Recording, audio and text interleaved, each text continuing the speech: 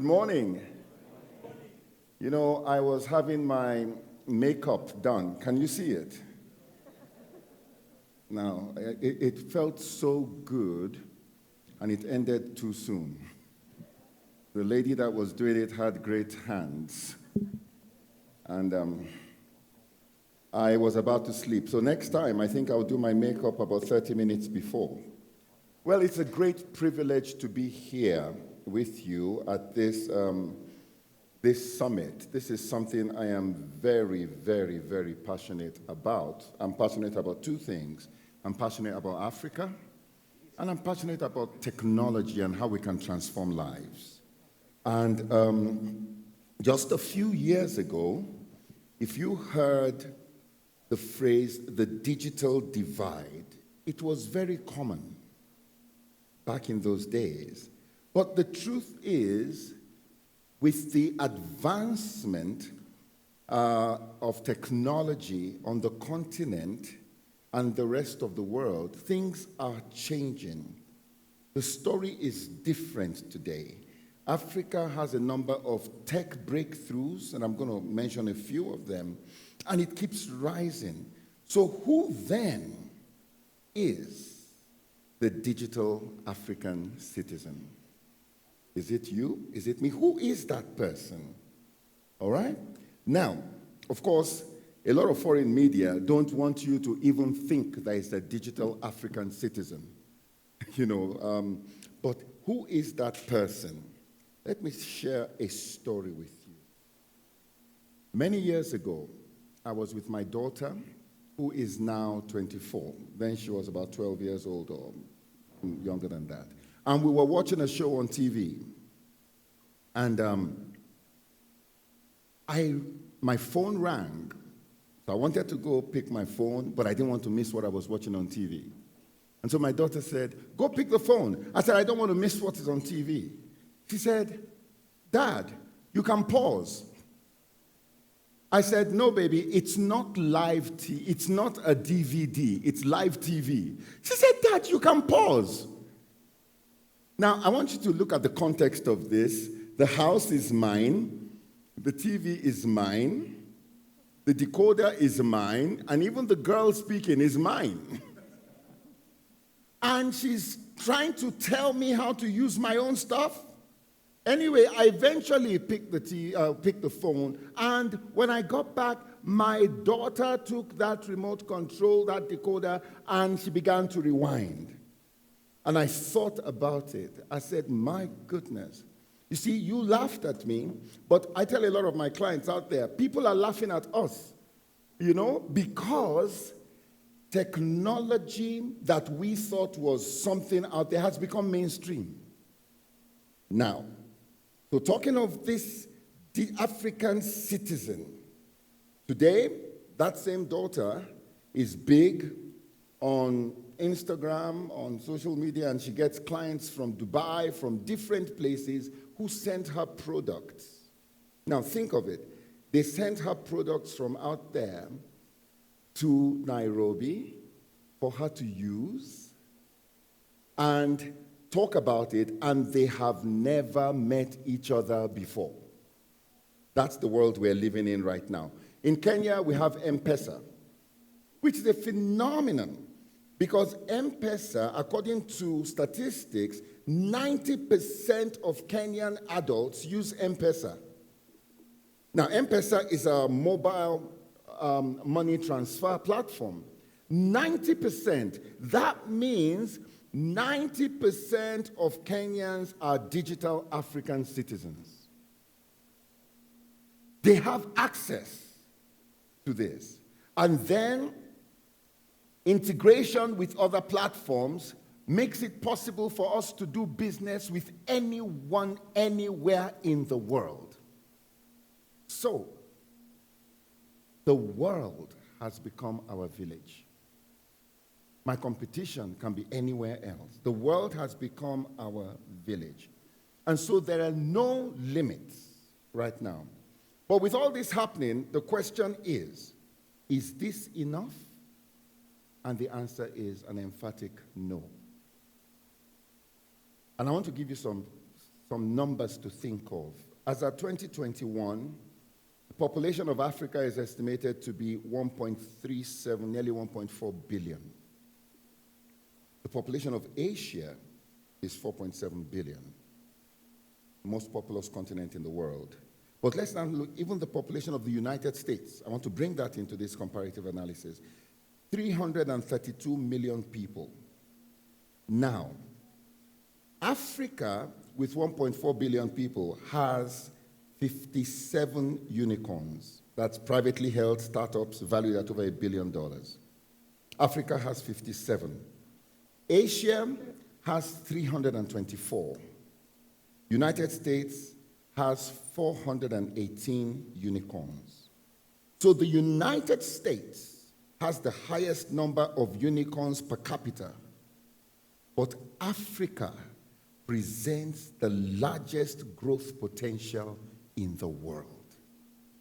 And that's why events like this are very crucial so we can have these conversations.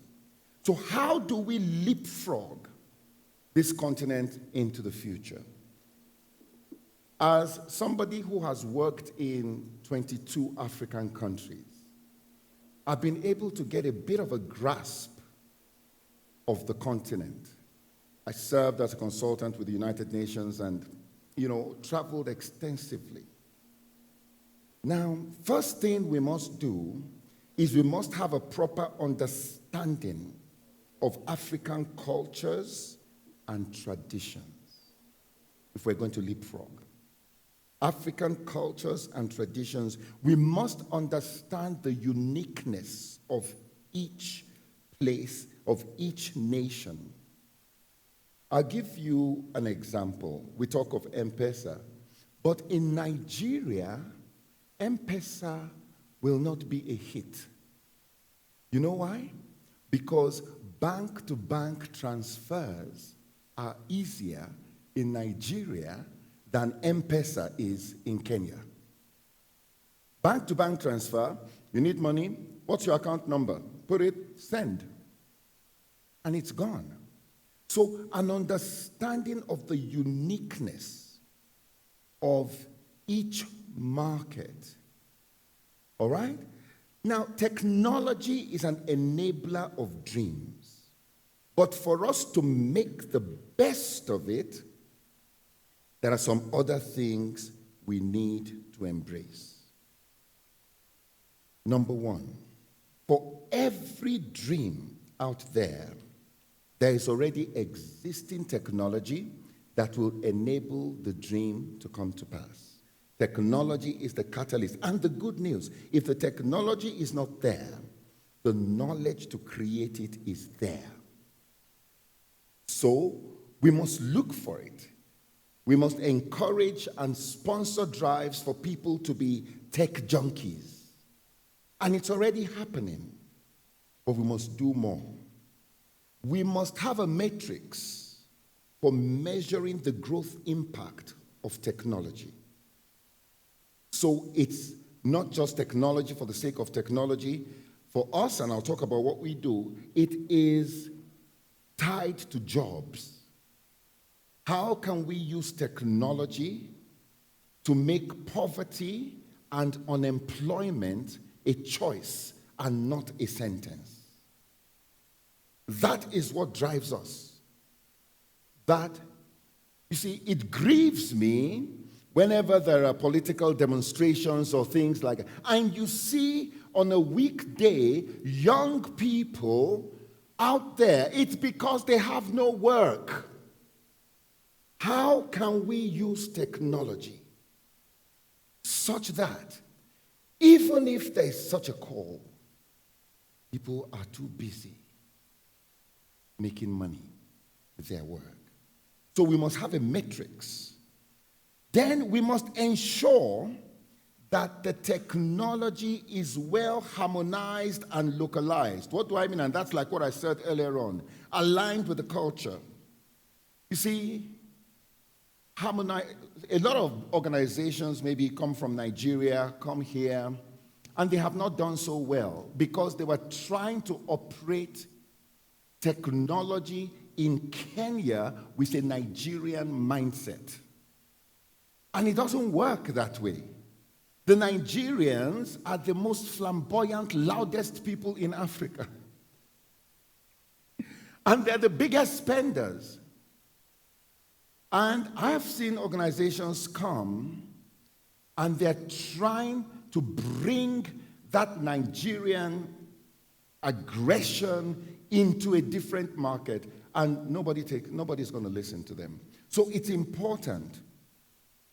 And then the technology, we must be sure it is solving the real problems on the ground in the nation where we're operating, not the assumed problems that we have brought. So again, Nigerians come with the problems that exist in Nigeria, and they come and talk with that. It's not resonating with anybody. And then don't be afraid of disrupting models that are bound to die anyway. I'm a very strong advocate for disruption. Don't be afraid to disrupt models that are going to die. You know, when riding a dead horse, you dismount. You don't set up a committee to study dead horses. You dismount. And I think that's very, very, very important. And another point, don't look for cheap labor because it's Africa. Because they are as skilled as anyone else. D players don't deliver A results. And no amount of motivation will ever motivate a horse to fly. So we must be sure we're getting top thinkers and top performers. And then make sure you have the right balance between technology and humanity. The right balance, because see, the more digital we become, sometimes the more isolated we become. I can do everything in my office without stepping out. And if care is not taken, this is the breeding ground for mental health challenges. So the more digital we are becoming, the more human we also need to become. Now, all these things I am saying, is it possible? Well, I'm going to give you a case study of what we have done. We run an institution called the Street University.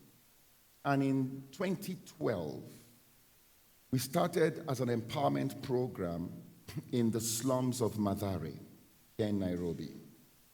The program was called Zero to Hero. And we had a very simple vision. If you change the mindset, and I told all my students, if I get your minds and I get your thinking out of the slums, your body will follow. And so that was what we focused on. Mindset change leading to life transformation. We executed this first by solving their immediate problems, the human factor. What were their immediate problems? Food, house rent, school fees. So we solved their immediate problems, and as we solved their immediate problems, we were now showing them what was possible. We empowered hundreds of them. And, you know, some are in business today, some are employed. We were the only parents and family some of these people knew. And we developed deep bonds with them. Then COVID happened. When COVID happened, we could not meet anymore. So what did we do? We went online, and the Street University was born. It was a continuation of what we had started. Now, we started initially on Zoom. Then we saw very interesting things begin to evolve. We began to get people from other countries. We began to get people from as far away as Iraq. Lebanon, the United States, all over Europe, all over Africa. Then, so through technology, the number of people we could reach out to increased exponentially, and our operating cost and physical toll decreased. Then we decided to step up on our own platform, but we needed partners. And so today, our operation runs this way. We partnered with a platform in British Columbia that created the infrastructure for us. This was a major feat because they were not created for this market. So our engineers had to work extensively with them to tailor-make it for our unique purposes. So that was in Thinkific in British Columbia. For payments, we were using Flutterwave, which came out of Nigeria and is now one of the African unicorns. Then we used Zapier to communicate between Flutterwave and Thinkific. So after payment is made, a student is automatically enrolled into our learning platform. Then Thinkific sends a welcome email to the student and gives them access to our learning portal. Now, for communication with the students, then we engage MailChimp. And so, communication is going on. Now, let me tell you, for those of you who don't know, Zapier is based in San Francisco. Flutterwave started in Lagos, is now in San Francisco. MailChimp is based in Atlanta. Thinkific, like I said, is in British Columbia. Zoom is in San Jose. Now, none of these people have ever met each other. Yet, an engine is operating that is changing the way people behave. Now, then it gets more interesting. We launched one of our programs, and we had a group. People, put them in groups. One person in Sierra Leone, one in Iraq, one in Atlanta, one in Southern Sudan, two or so from Kenya. Give them tasks to do. And in 30 days, they generated from zero $700. And they had never met each other before. And then we did it for another group. We gave them 1,000 shillings. We had taught them about the growth mindset. And in 30 days, they generated 104,000 shillings. That was then about $1,000. And guess what? None of them, from the beginning of the technology to the people working, none of them have ever met each other. Yet value was being created. So this is what is possible. We can totally transform societies through technology. Right now, we're working with some of the county governments to bring this there. We've had interactions with governments of other countries because we have found a tool that can transform society. And all it takes is thinking beyond the ordinary. I've always maintained, if you don't know what is possible, you will settle for what is available. Now we have seen that transforming the continent is no more a faraway dream. In Kilifi County, 500 students are going to be trained next month. And all of them are going to be taken out of unemployment, every single one of them. And we're doing this everywhere. Now, our target is to lift 100,000 Kenyans out of poverty and unemployment through technology this year. Such an audacious project would not have been possible without technology. And so as we kick off the Empower Africa Summit, let us think big. Let's not fear to disrupt. I've shared this story with you to know what is indeed possible. Without knowledge of what is achievable, you will compromise for what is at hand. And the worst compromise is the compromise that settles for what has been at the expense of what can be. So it's my hope that after this conference, a new set of rebels will be released and unleashed, and we can take our society to the greatness that it deserves. Thank you very much indeed.